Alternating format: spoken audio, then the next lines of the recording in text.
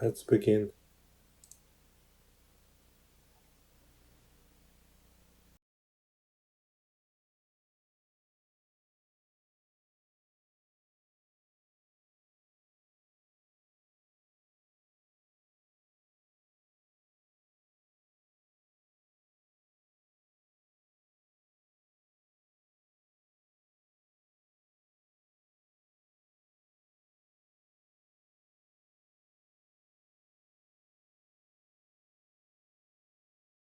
And welcome to Mac Academy.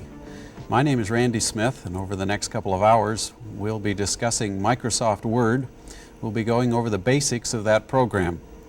I'd like to welcome each of you to this tape and also to the Mac Academy organization.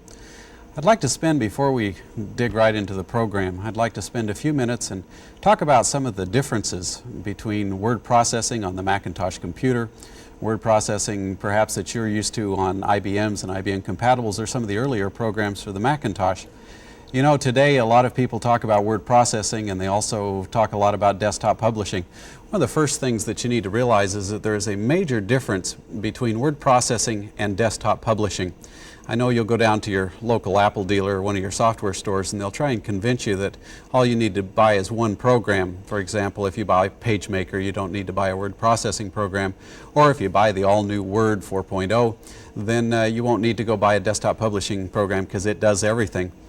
A lot of people don't understand the difference between the two types of programs, and so I'd like to talk about that just for a moment, and I'd also like to talk about word processing and how to get the most out of it, and then we'll dig right into the program.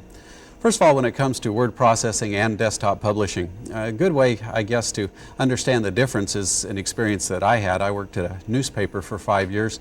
I used to come in and I'd sit down at one of those old-fashioned Royal manual typewriters.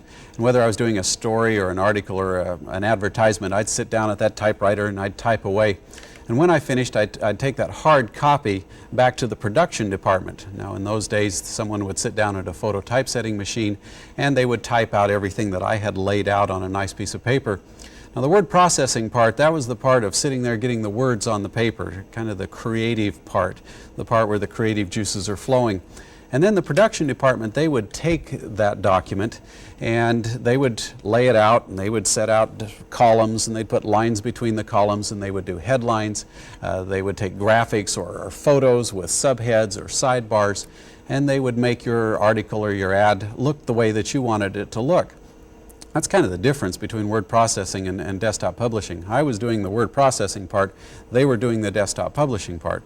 Now today we have some wonderful electronic desktop publishing programs that take all the hard parts and all the laborious steps that it used to take us to get our document to look just like we wanted it to look, and they've taken all the work out of that. There are many good ones out there. PageMaker is one that we use, Ready, Set, Go, Quark Express, all of those are excellent. And the recommendation I'd like to make to you is if you are professionally in the business of doing brochures or doing reports or doing anything other than just standard 8.5 by 11 documents, I would suggest that you get both a professional word processing program and a desktop publishing program. Sure, we can make Word, and we will be doing that in our advanced tape. We'll show you how to do side-by-side columns, and we'll